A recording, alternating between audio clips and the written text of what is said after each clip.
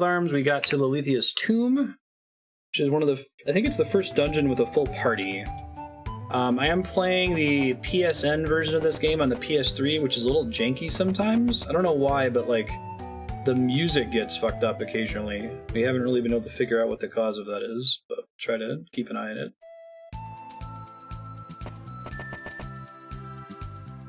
Totally not a rip-off of Ecstasy of Gold by...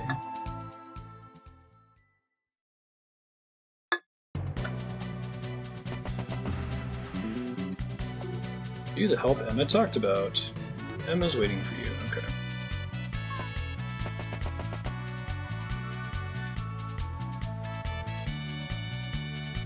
Okay. We're really busy. Go home. Alright.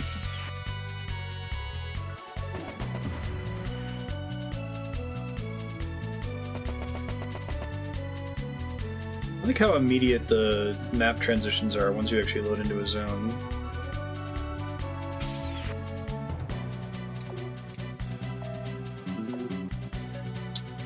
I don't think I can do anything to get past these blocks, right?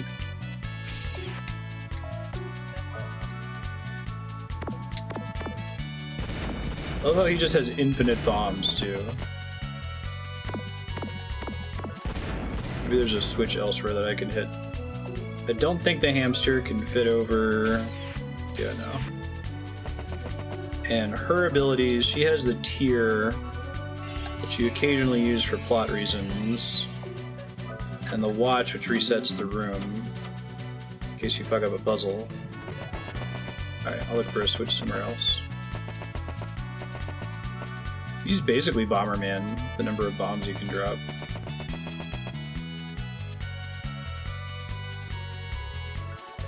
A fool would dare to uncover Lolithia's tomb.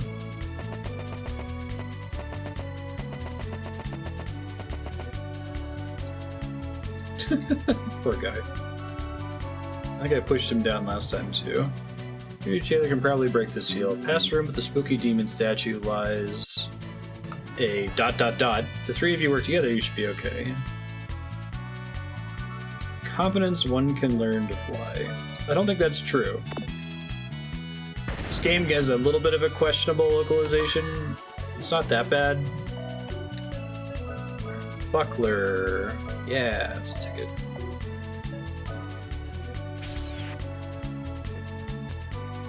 Oh, interesting.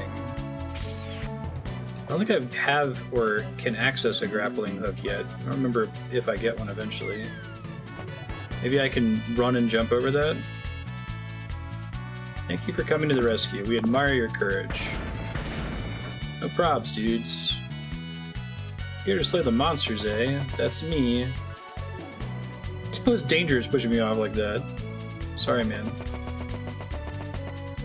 The puzzles in this game can be pretty hard sometimes, if I recall correctly. Sorry, not sorry.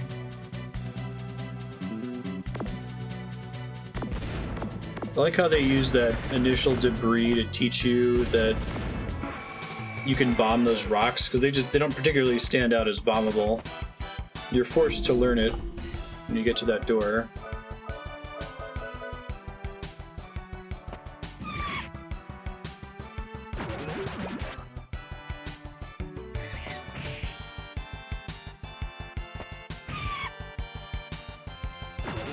Oh wow, these guys are super weak. Even Cecilia can one-shot them. It's interesting that they went for this like chibi battle style, because the and look, it's aged well on the PS1, but the later Wild Arms games, like, I feel like they look a lot more serious.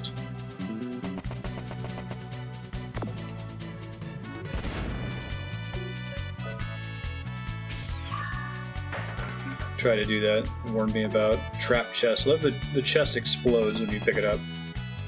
Open it. It's perfect. May as well blow up all the rocks now, since I know they sometimes hide switches.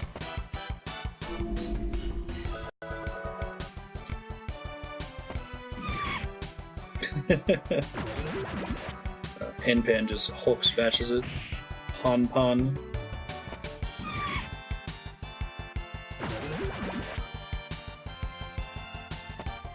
I used to watch Hamtaro back in the day. Hank Hamtaro was the image source for HamsterDance.com. Is that still live? Who owns HamsterDance.com? Just a real question for the ages. Alright, off we go.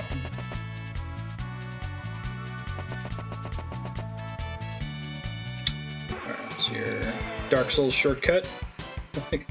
I like Miyazaki gets credit for spiral dungeons.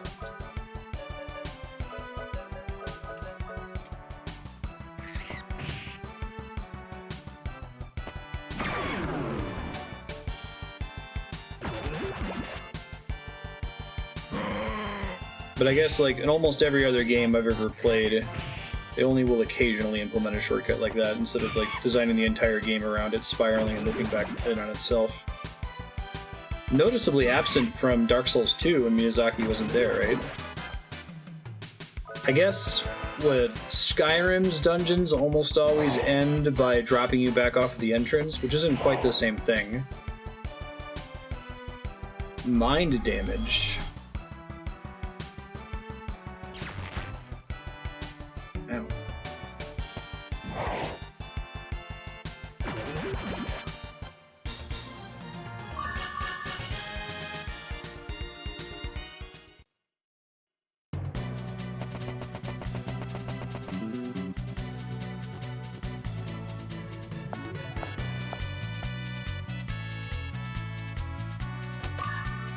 Oops, I forgot to use Hanpan. I guess there's only certain kinds of chests that explode like that. Interesting.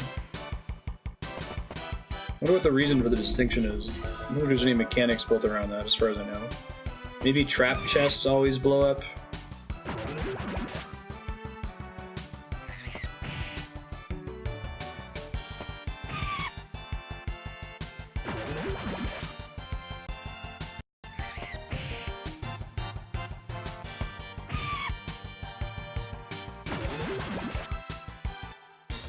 Sweet. Counterattack's really nice.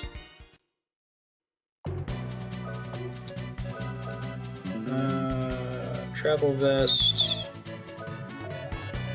I already have one. I guess I can sell it later. Well, I'll get the shortcut, why not?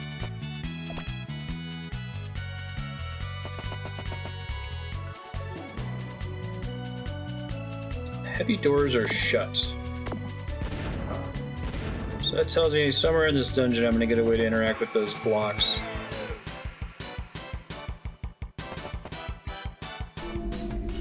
Oh god. Alright. Rudy?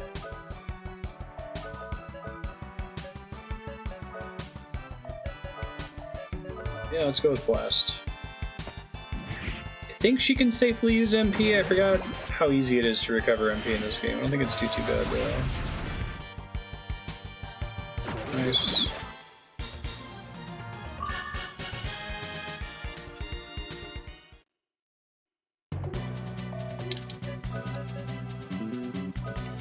Probably cast some healing here. I wasted one on Rudy, that's okay. He was already basically full.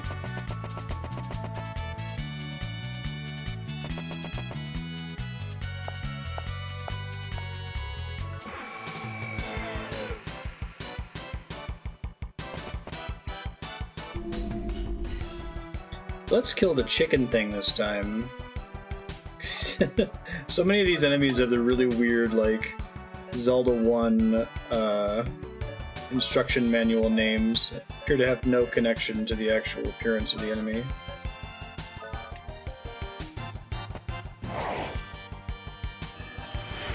He's like a giant turkey monster, and his name is Ape Loss. Deadzo. She might be able to nuke him by herself, and I can try to get Jack and Rudy to kill the rat monkeys.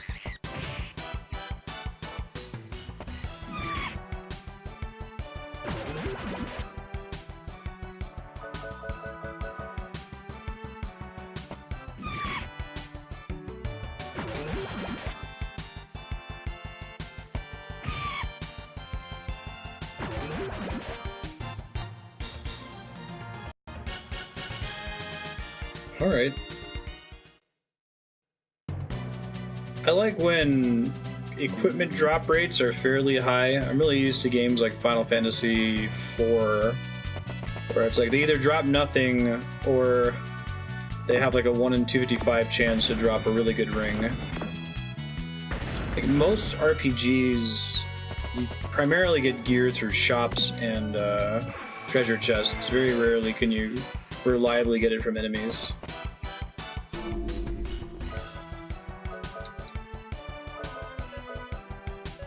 Because in this case, it's not an upgrade, so it doesn't really matter. It's true, loot spam's the worst.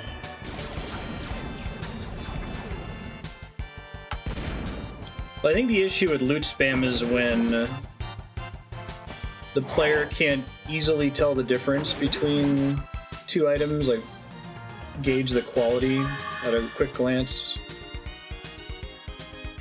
Like, I wouldn't mind, I don't know, if like Final Fantasy VII gave you 20 copies of every item through enemies dropping it, it's not that big of a deal because you have the optimize option. You don't have to sort through individual copies, right? It just puts them in a stack.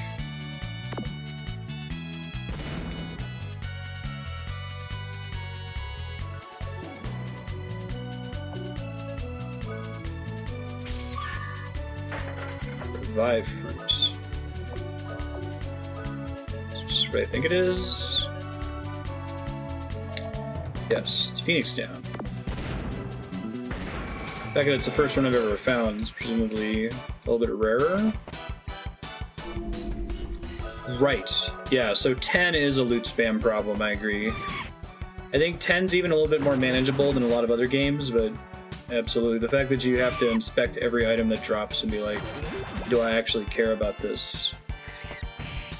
I thought 10's solution of naming the item based on the most dominant trait it has was commendable, but that wasn't... Like, you had to play through the game several times to know that, oh, this means it has counterattack on it, or this means that it has initiative. You know, things should always stack, and you shouldn't have a limited inventory. It's a greater opinion, I think. Unless if you have a very compelling reason to have a limited inventory and you build your entire game around that concept, like a horror game like Resident Evil 4 or something.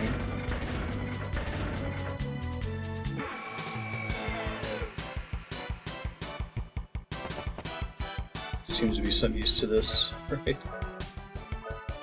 En Pusa, okay.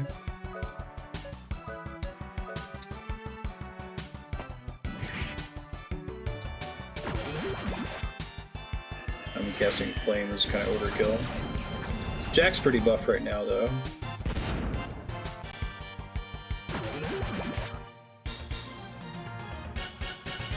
Basically, what you're trying to limit is the attention burden in the UI. Like, managing inventory is a subsystem of your core gameplay loop. It's not the game, but it's something you have to do to get to the game.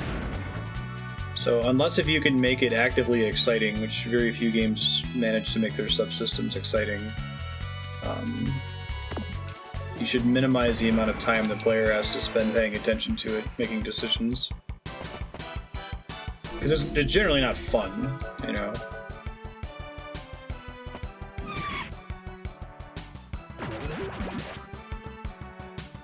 You could envision an extreme case where, like, you have to manage your inventory and your equipment every turn in an RPG. You kind of have that in Lost Odyssey, where technically you should be switching to the most appropriate ring for every physical attack, but man, is it a hassle to do. Fortunately, the game doesn't require you to do that. It just helps a lot.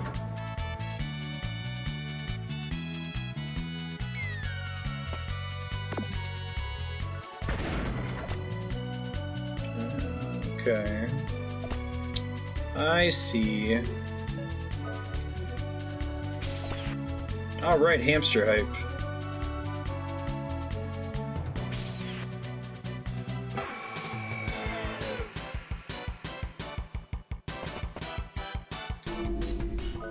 These guys died easily enough without having to waste any mana.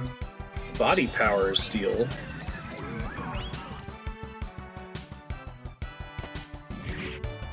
Basically just drain. Localization's not super great.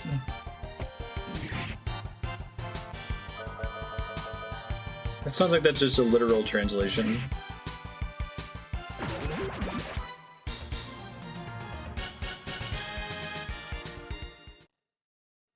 This game's not terrible like the original Final Fantasy Tactics localization is, but it does have some issues like that.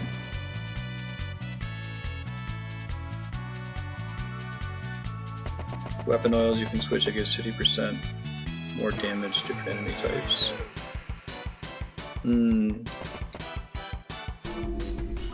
Yeah, I think that's what you gotta do, is you can have something like weapon oils that you switch between, or rings that you change based on enemy type. But you have to ask the question, like, is the action of spending the time to swap them actually interesting or fun? And I would say that in most situations it's not. But the problem sometimes with automating it is that if you're just going to automate it, then it shouldn't even be a system in the first place. Not in every game's case, but you might realize, oh, maybe I should just bake this bonus damage into these enemy types in general. Now, when it automates it, is the weapon oil like a consumable? Or is it like changing stances and you can do it as much as you like?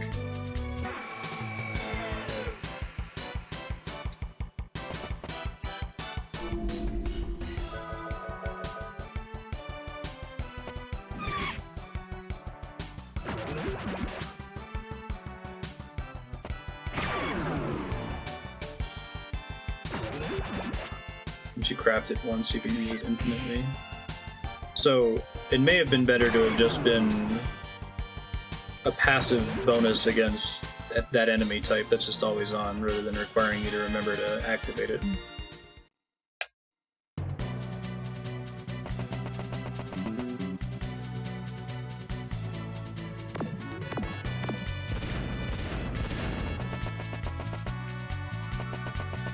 And the principle, I think, is if it costs no... If there's not a decision, if there's not a choice, if there's not a challenge, and there are no real consequences, then it should just happen automatically. Okay, how do I save? Oh, here we go. Yes, please.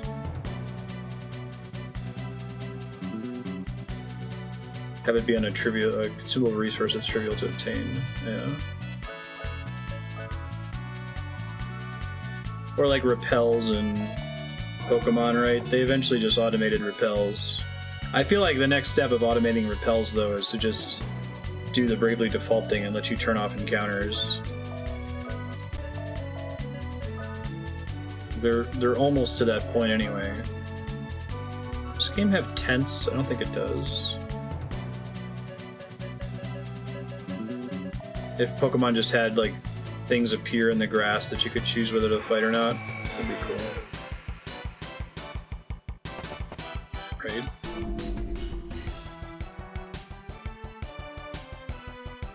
Flame Tongue. That particular spell gets an exclamation point.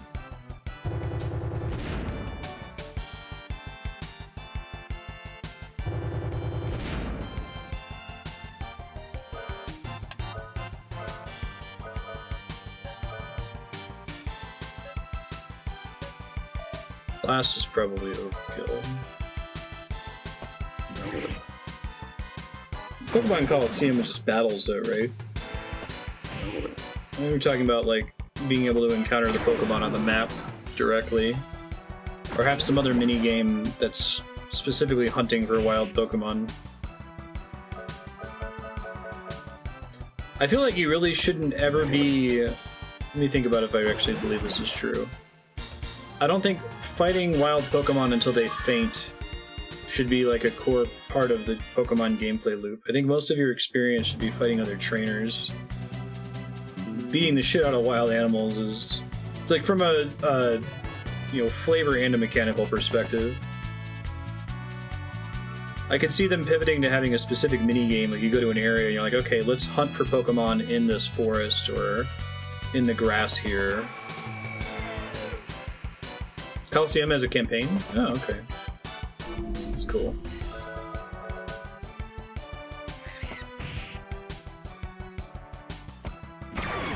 I really hope the rumored Nintendo Switch main series Pokemon game really tries to reboot the whole thing. Clear out some of the crust. Every battle is a dual battle. Nice. We were talking a couple weeks ago about how do you fix Pokemon with its illusory depth problem. Alright, who do I want to use these on? They give you a decent number of these in this game. I could just do the usual thing and just dump them all on Rudy, but I don't think I'm as guaranteed to always have Rudy in this game. He's less of the main character. I think I'm gonna go with give it to the one that sucks the most in that stat.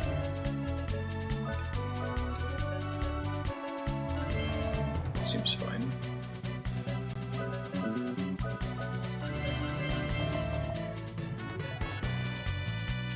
PC version for mods.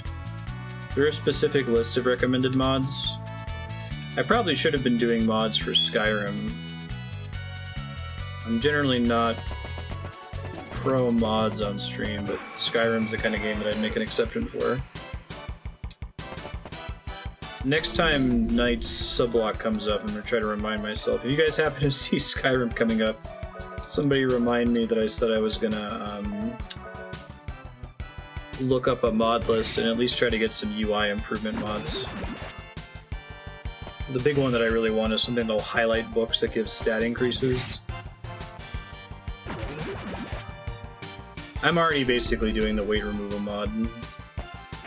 I just use a console command to set my carry limit to be arbitrarily high. Eliminates pointlessly tedious thing. Good. I like that.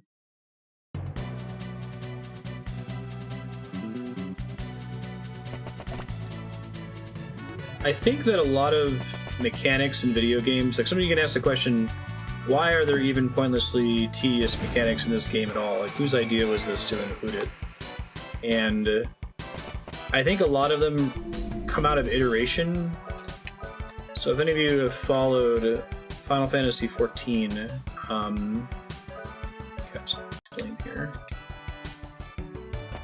In Final Fantasy XIV, you can play different jobs. So you can switch between White Mage, Black Mage, Warrior, Paladin, that kind of thing. And the way it used to work was you would have to level each of those jobs up a certain amount in order to unlock skills, cross-class skills, that could be used on other jobs. This is kind of a reference to Final Fantasy XI, which had sub-jobs and you could use skills from both jobs. That was kind of shitty though, because it meant if you wanted to play certain classes, you couldn't just play that class, you had to play multiple classes. And when they realized that that was a pain, to iterate on cross-class skills, they basically got rid of them and instead shunted a bunch of skills into a category called role skills. So like all of the tanks can equip these role skills, all of the healers can equip the different set of role skills, and so on.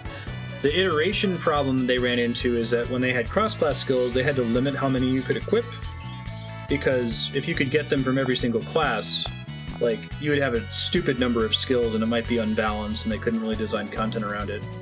But it wasn't really necessary anymore to continue to limit you. The Devil's Back, Darkling's in a secret. The only reason they continued to limit you is because they iterated from cross-class to role skills. So even though they gave everybody like 10 role skills, they only let you equip 5 of them. And it seems kind of stupid, like, that's dumb, just let me equip all 10 of them. Why would you make me pick 5 out of 10 when you've already hand-selected the ones that are relevant? That's very much a La Mulana tablet, yeah. La Mulana, in its tone, actually kind of reminds me of the first Wild Arms a lot. Unread Books Glow, awesome. Okay, I'll pick it up next time.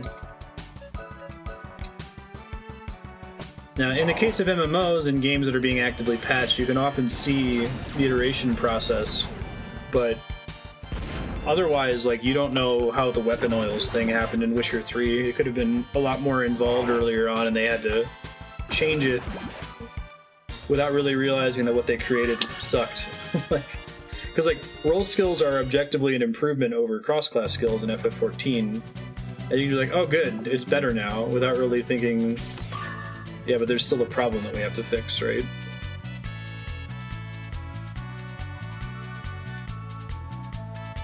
Right. MMOs are very costly to make. You can't take many risks. I think it's easier in testing when you're designing a system for the first time to identify problems of like whether or not the system is fun in the first place. But when you're improving on a system and your improvement does fix something in a certain way, it can be harder to see how it might still have problems, right? You're just happy that you made it better. We run into that with stream systems a lot and the way that the voting system has evolved over time.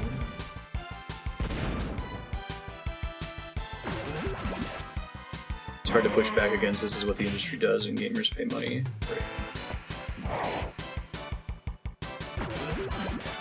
Right. Spiky, that's nice. Wonder why they put the half-second delay in there.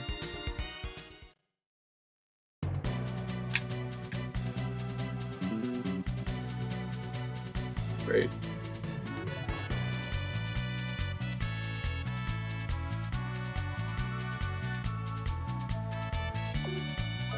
That's cool.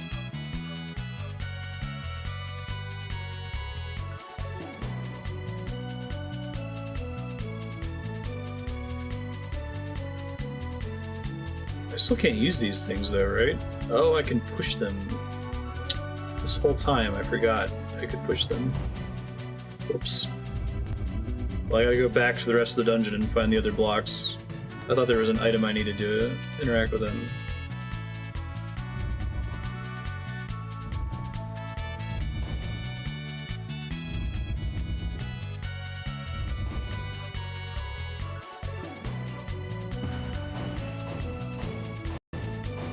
That's pretty sweet.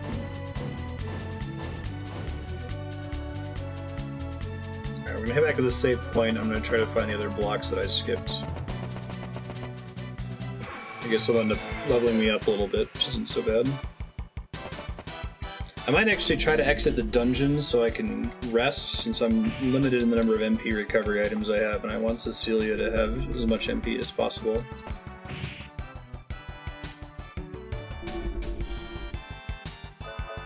Y'all are right about the lack of delay in the racing game in Ratchet and Clank. I still think it felt a little weird that it didn't give me any kind of intro when I first booted it up. But after the first attempt, yeah, get rid of the delay.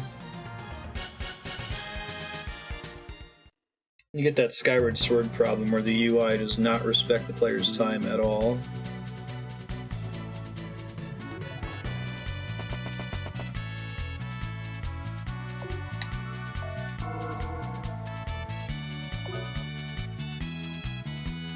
I don't think I have an exit dungeon ability in this game. I'm not sure. I'm gonna play Monster Rancher on stream. A game where you would like use CDs to get like a seed to generate a monster. And there were a couple specific CDs that would generate specific monsters, like the Men in Black soundtrack gave you an alien. Like Chipmunk's Christmas gave you a Santa rabbit.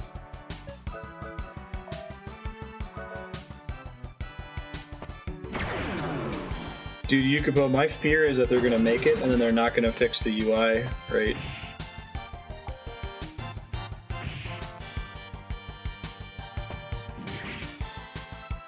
That would be really great if they did.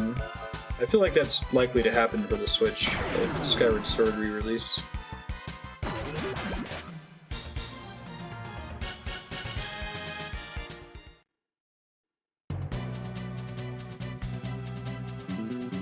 I have enough shortcuts now that I should be able to get back to where I was without too much trouble.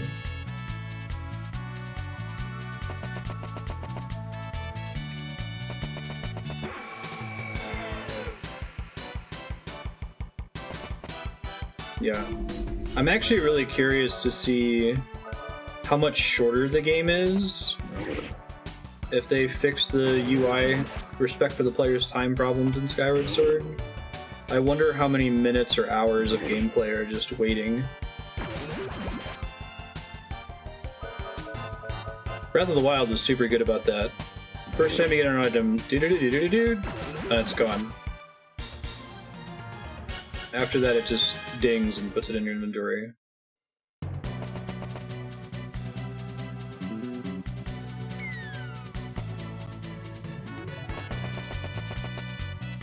God.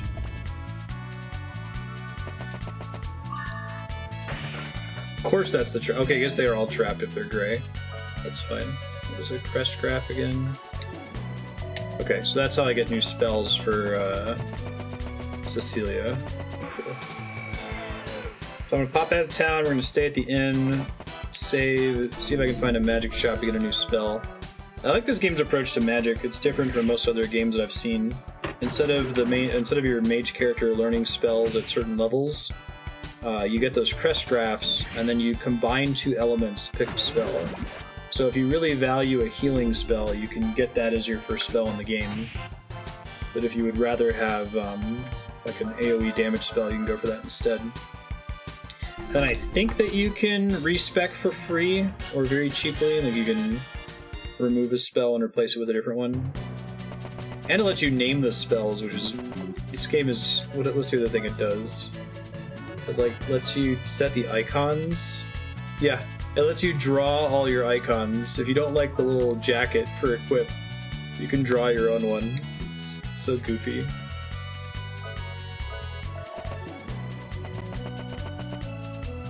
Seems like something a DS game would have, right? Okay, were there other block rooms? There was one other one. I don't know if I remember where it was. It may have been closer to the safe. Well, here it is. Mystic Apple, Power Apple. Skyward Sword speedrun is 5 hours. So I guess how much shorter the speedrun gets, it'll tell us really how much the UI makes a difference. Sorcery only matters for Cecilia, so I'll break my usual rule and give it to her. Same for Strength. I think I'll try to balance Jack and Rudy.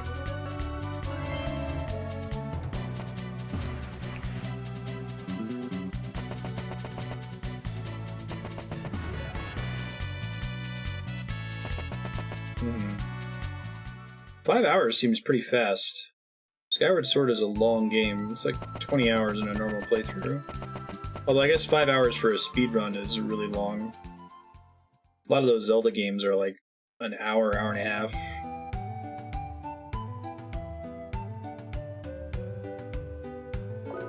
Sure. It's a pretty great sleeping song. This game really respects your time, I think. How much of the 5 hours is the opening area?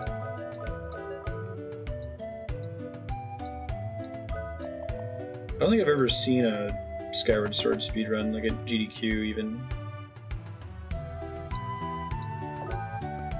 What can I do for you?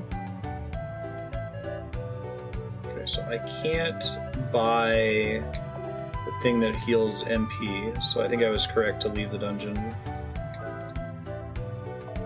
Oh shit, I never bought upgrades.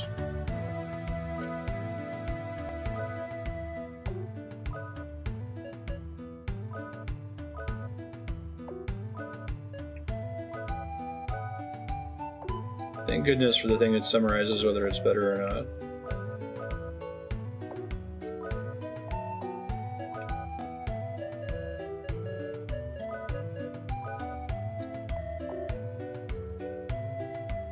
Dead in the middle of the night. Though it's not a desirable run, basically. Find. Increases defense for an ally, absorb magic as MP. I might want that, so I can get MP recovery. Increasing counter rate. Is there a decreasing counter rate? Nope.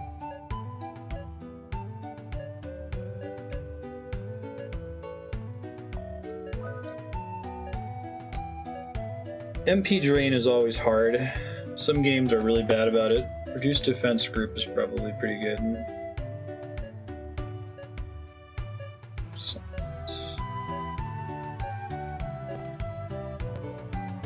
Study enemies' abilities. I think I'm going to try to take Absorb Magic as MP. It might only work with spells. Suction. I won't remember what that does.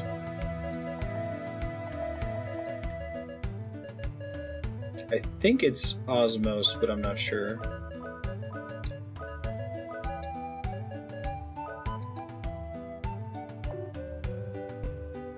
Very good, Johan. Yeah, it looks like they let you dissolve for free. That's really nice.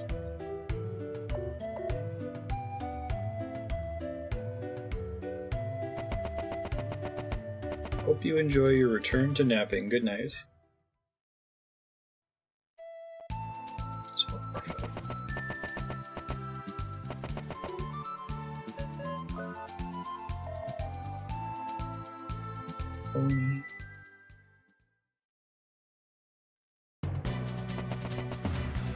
Let's try to avoid using MP for the dungeon, so I'm going to have it ready for what is probably going to be a boss fight. Good to know, those blocks don't say blown up.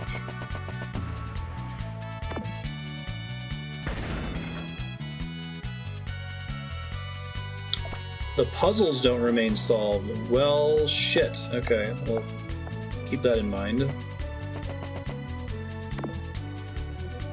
Jot that down.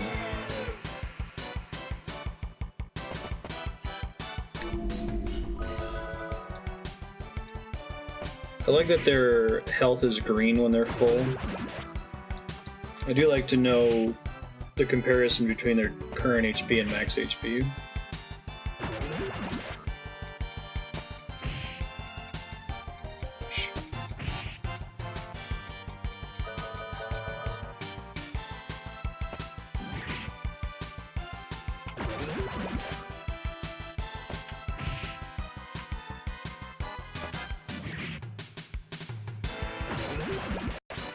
Sorry.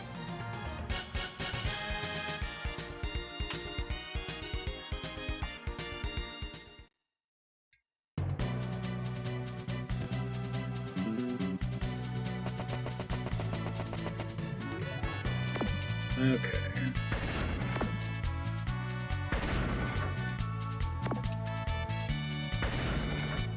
I think there was another puzzle in here.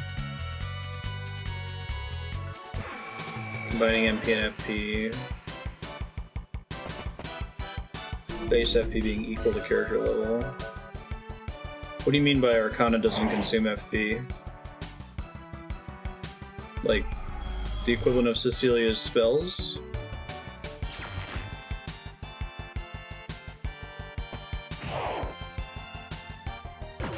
Oh, nice.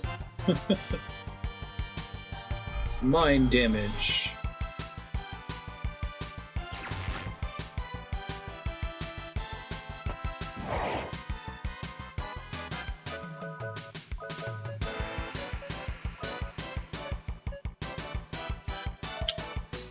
I think that's a... okay, that's too bad. I think it's a buff that you cast, and then when an enemy casts magic, it recovers MP? Might have to Google it. Look at a Wild Arms walkthrough. Actually, would someone mind doing that? Look up Wild Arms 1 and find out what the suction spell does. The description's not very clear.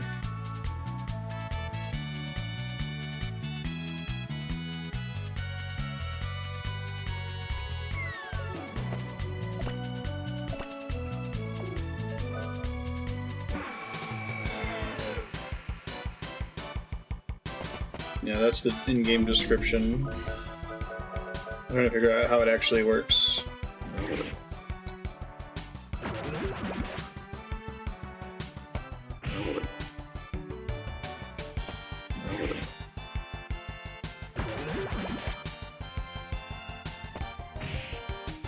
Well, you cast it on themselves, so like Cecilia can cast it on herself. So I think it might mean that if that character has the buff on themselves, then if an enemy uses magic, they get some MP from it. That's like runic? Okay. The allies attack the magic spell from the enemy once the spell is active, then we just see if we can return MPs for ally. Okay. So now I should probably dissolve that spell. I think the opportunity to use it's going to be too small. Because if I were in a dungeon where I could reliably expect enemies to spellcast, it might be nice. But not compared to the competition of, like, reduce enemy defense, which is almost always good. Thank you, Darkstar and Aki.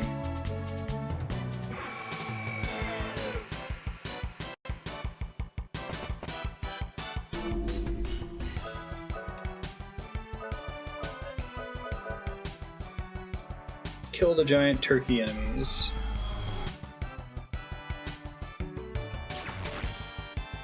Yes, keep hitting Rudy with that, who has no MP.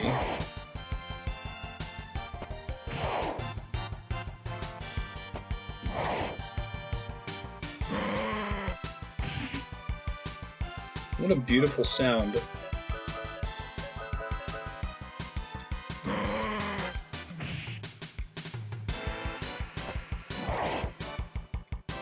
Got bird-butted.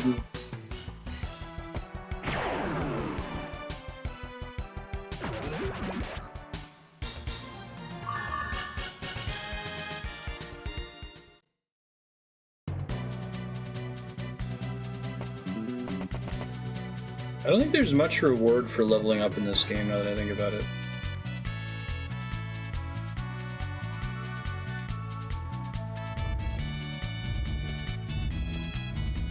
That was the other chest I was forgetting about. Carrot. If one of these has an item in it.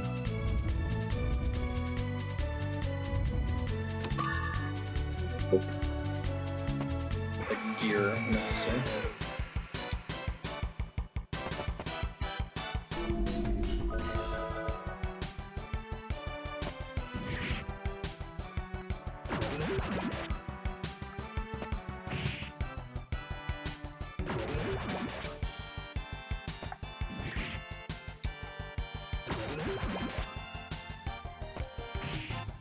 Ouch.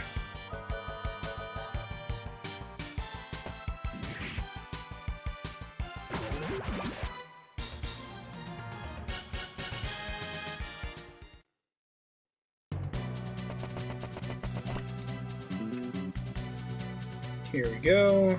And then northeast, and then I think we're coming up on a boss fight, it feels like.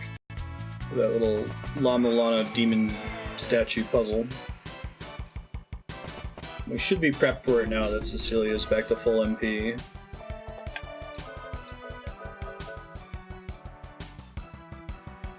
I think I should have Cecilia and Jack attack the same one, and then Rudy attack a separate one that he won't kill. I think I'm doing this in the wrong order. Subjecting myself to more damage taken. Oh, I guess Jack can one-hit one. So they have like 80 hit points? Okay, I think they do have 80 hit points. I think I've done 75 before and they haven't died. I wonder if there's a compelling reason not to publicize enemy hit point values.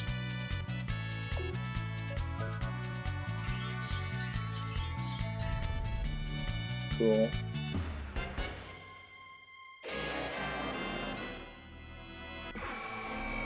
I like the overworld sprites in this game. Should have topped everybody off on health before this started. It's okay. Psycho Crack. Very reasonable ability name. Hopefully this guy doesn't resist fire.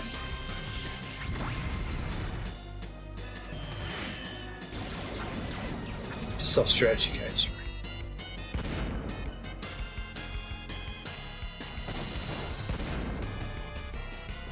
I guess if you have a game with like phase changes? No, I don't even think that really is an argument to hide the HP total.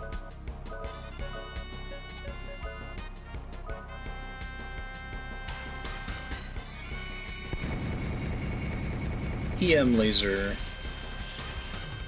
Ow.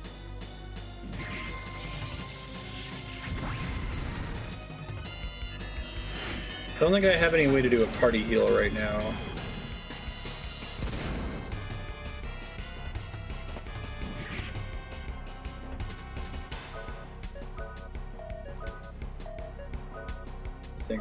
I think fights are made more interesting by not knowing how long they're going to take. I have a similar opinion on enemy hit point values in like Dungeons and Dragons. You can end up deducing the enemy's AC and HP pretty easily. You can pretend all you like with, you know, describing damage dealt in a narrative way. Oh, he's barely hanging on to life. Like, okay, he's got 1 hit point, I got it. Very cute.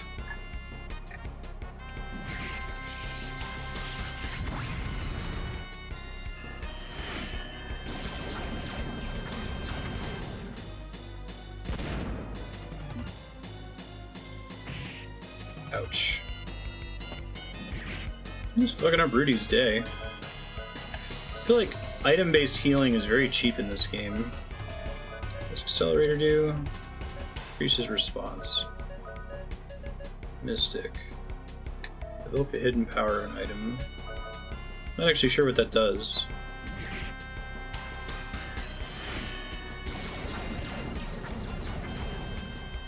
You gotta get into the roleplay. I mean, you can do both, I think, is my point, Yugibo. Like, it's not that I'm so crunchy that I don't want the DM to describe flavorfully what's happening, but, like, sometimes it can be frustrating when you're like, alright, I get what you're getting at. Skies of Arcadia is the most overpowered healing item. Well, it was like wasn't there a healing item that healed the whole party? There's basically never any reason to use healing magic in that game, because the items are so good and cheap. That might kill Rudy. I wasn't topping him off. I don't know what conditioning green means. Maybe that's when they have a maxed out meter. I don't have enough things to do with their meters yet, though. Maybe that comes with level ups.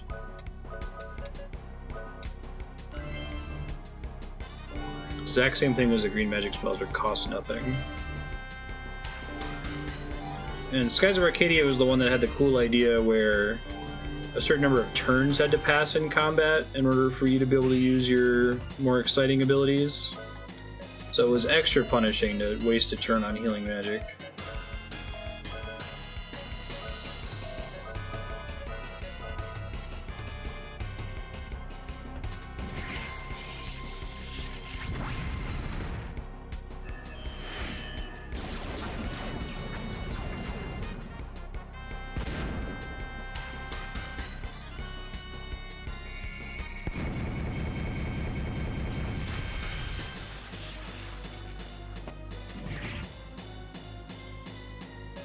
Rudy's getting his ass kicked.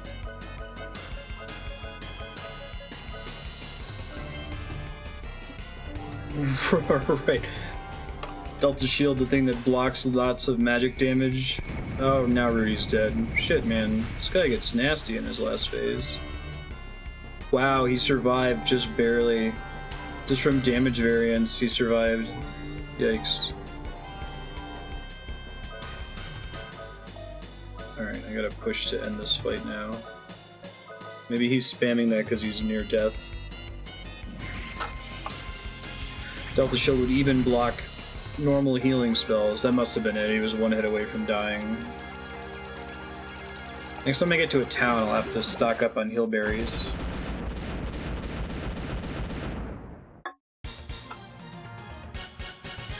I'm glad I left and rested at the end, because Cecilia really needed the MP for that fight. Whoa.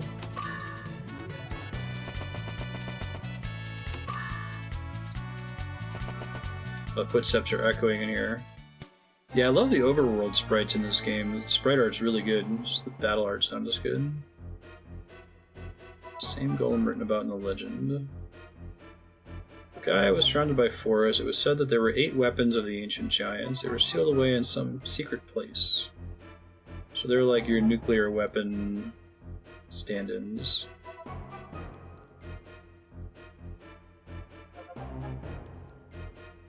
I wonder if the power in this tomb is different from the power, the capital P.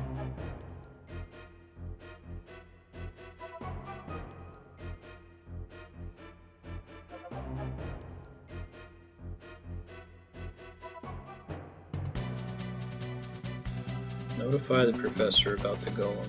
Okay.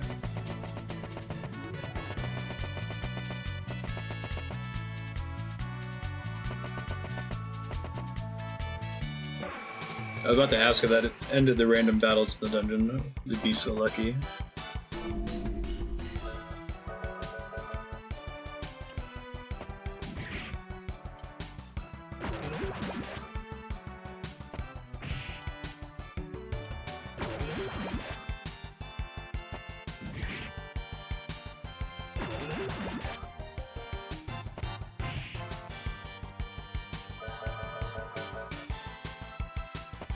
Really? Wild Arms let you turn off random battles? I thought that was pretty exclusively a Bravely default. Excuse me, innovation. Oh, there's a prerequisite for it? Okay. But it's not too hard to get.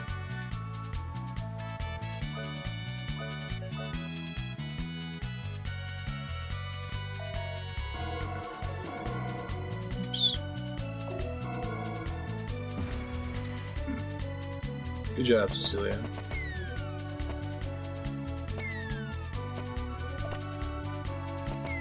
It's a quick way to get out of here.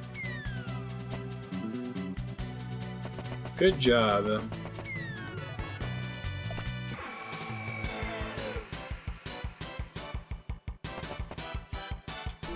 How early in the game do you get it, Aki? Typically.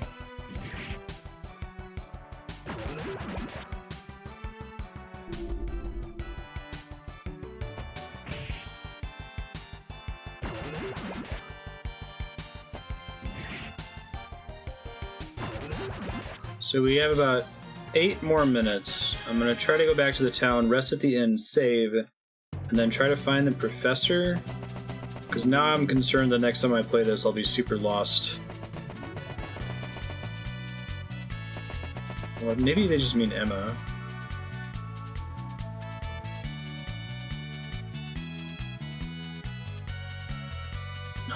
Undertale lets you turn off random battles. Remember that there's a hook shot thing here when we get it way later in the game.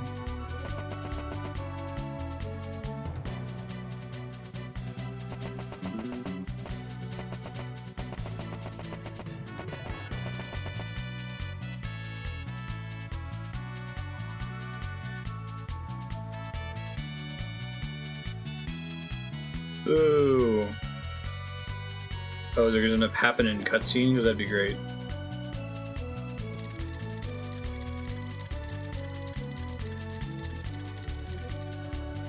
I like the tech of the Wild Arms universe too. It's a little bit higher tech than your Victorian Final Fantasy VI. Post-steampunk.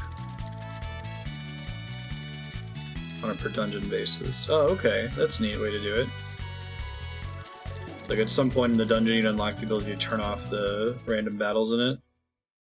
Yeah, I think you should still have to see all the enemies at least once. But I guess once you've seen, pack of 3 dire rats, I'd like to be able to disable the, ever running into those 3 dire rats again.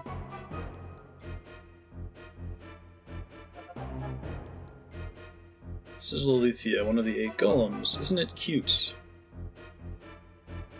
500 Gela. Okay.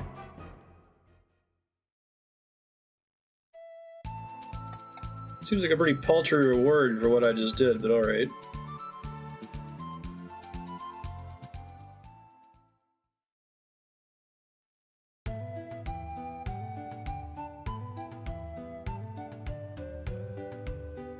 It's the life of a dream chaser.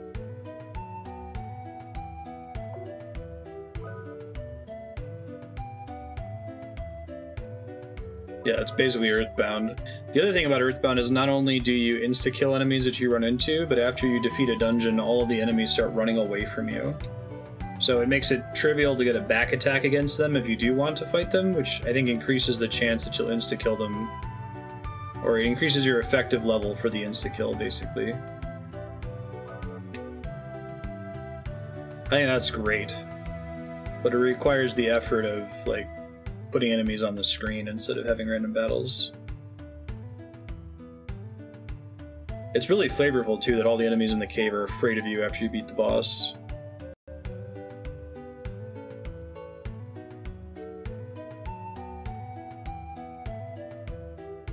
Yeah, that's pretty awesome, Aki.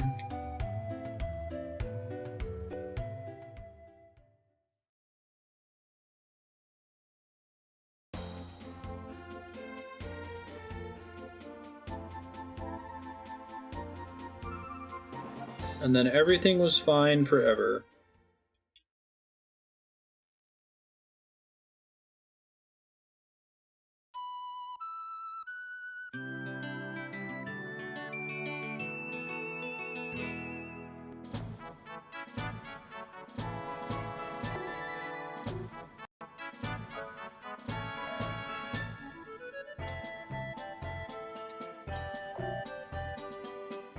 Don't overdo it.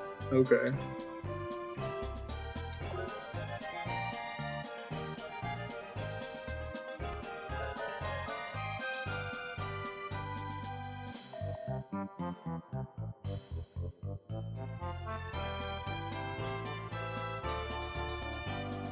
This isn't gonna end badly.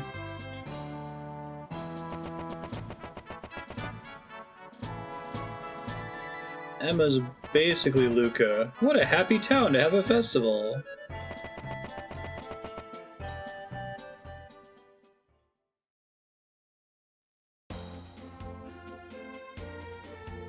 I think it's actually in the town proper.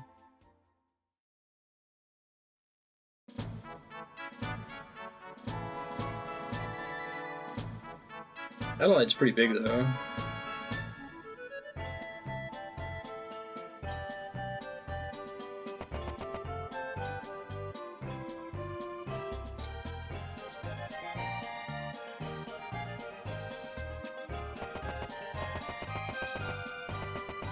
Mysterious graveyard, always a treat.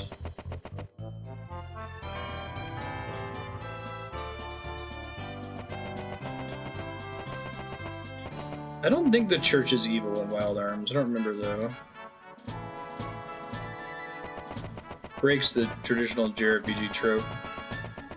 I guess it's not evil in Dragon Quest, either.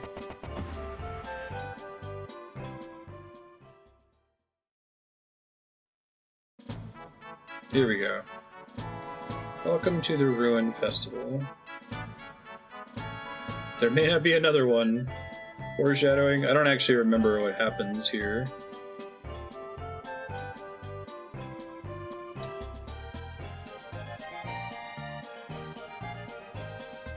Hey! They changed the art so it's in English. Alright, that brings us to time, so I'm gonna pop back over to the Parrot save point. We'll pick up from here next time.